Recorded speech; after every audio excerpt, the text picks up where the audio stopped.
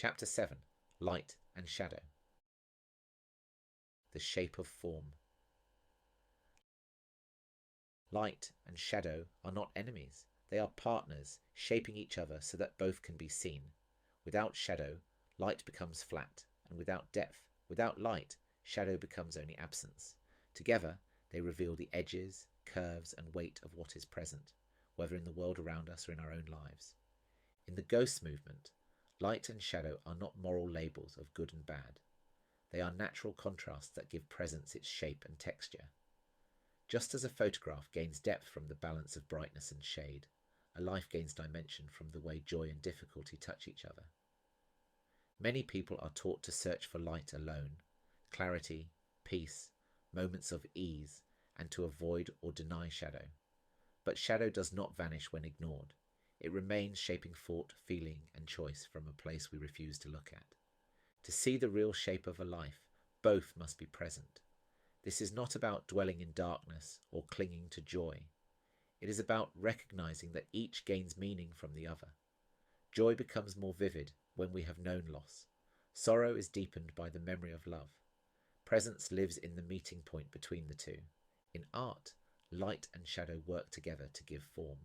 Without shadow, a face becomes featureless, a landscape turns flat, an object loses substance. In life, the moments that remain most alive in memory are often those where light and shadow exist side by side. Light can be the relief of understanding, the kindness of being recognized, the quiet after a long carrying strain. Shadow can be the confusion that follows change, the weight of what has not yet healed, the ache of what has been lost. Neither is more true than the other, and neither exists without its counterpart. Modern culture often urges us to pursue constant light, while treating shadow as a flaw to be fixed. Yet shadow often gives the light its meaning. Laughter tastes sharper after days of loss or hardship. The stillness of a winter morning feels richer when remembered beside the heat of summer. Shadow defines light. Light shapes shadow. To remove one is to weaken the other. In memory, they often appear together, joy laced with loss, sorrow carrying love. Such moments last because they feel whole, containing both sides of experience. Joy without shadow can feel thin. Sorrow without light can feel endless. Together they create a landscape with depth. They are not abstract ideas, but lived sensations. In the body, light might feel like expansion. Shoulders ease, breath flows, movement softens. Shadow might feel like contraction. The chest draws inward, the breath shortens, a weight gathers low. These states are rarely pure. In joy, there may be a thread of tension. In times of loss or difficulty, there can be a steadying strength. Light and shadow also alter the senses.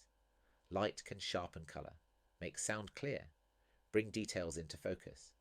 Shadow can soften the edges, dull brightness, and blur the distance. A certain piece of music, a shaft of sunlight, or the smell of rain can brighten a heavy moment or thread a quiet sadness through a bright one. They appear in daily rhythms. The act of preparing a meal may feel like light, even on a heavy day. A shadow may pass when hearing the news, even after an afternoon of laughter. Noticing these shifts without judgment shows how they shape our days, hour by hour. Living with light and shadow is not about keeping them in a perfect balance. It is about allowing both to exist, each shaping the depth of the other. When looking back, it can help to ask whether a memory is being seen only in its light or only in its shadow. What lies on the other side? Sometimes shadow gives joy its depth. Sometimes light makes pain bearable. The meeting of the two creates a story that is closer to truth than either alone. Light and shadow form the architecture of experience. To live with presence is to stand where they meet, not balancing them as a task, but recognizing that the meeting place has always been there. This is why joy can feel fragile, why moments of loss can carry beauty, and why the memories that last are rarely made of one colour. Meaning does not require escaping the dark or holding fast to the bright. You can move between them, knowing that each is shaped by the other and that together they make a life. In the next chapter, Walking with Darkness, Rupture, Loss and Sacred Weight, we will step further into shadow's depth. We will look at how rupture and loss leave their mark, how darkness can carry its own sacred weight, and why staying present to difficulty matters. Standing in the meeting place of light and shadow prepares us for that journey, so we can walk into the dark not to be consumed, but to discover what it carries.